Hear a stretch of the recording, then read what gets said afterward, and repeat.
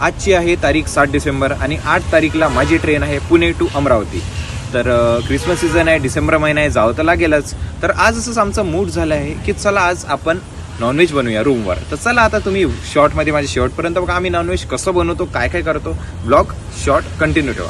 चला आता तुम्हाला आपला बॅचलर मुलांची रेसिपी दाखवतो कशी बनवतात. तर इथं बघू शकता, इथं आपले सगळे मसाले वगैरे आलेले आणि हा आपला सांबार म्हणजे पुण्यातलं. आणि इथे विजय लागलाय कांदा कापायला. नंतर भाजी तयार होणार होती, भात पण आम्ही केला होता आणि आम्हाला नंतर कशाची गरज होती, पोळीची. नंतर पोळीत आम्ही रूमवर बनवू नाही शकत, तर चला म्हटलं मी जातो आता पोळी आणण्यासाठी. आता मी चाललो आहे रस्त्याने.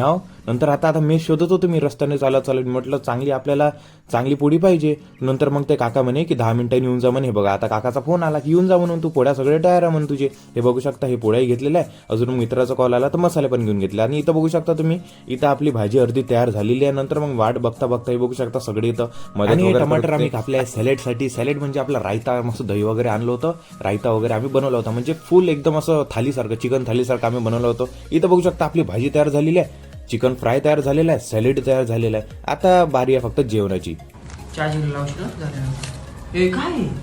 अरे तसंच खायला मजा येते. आणि जेवण बनवता बनवता आम्हाला वाजले होते रात्रीचे 11. तर आता आम्ही जेवण करतो, तुम्ही करून द्या. व्हिडिओला लाईक, भेटूया उद्याच्या शॉर्टमध्ये. बाय.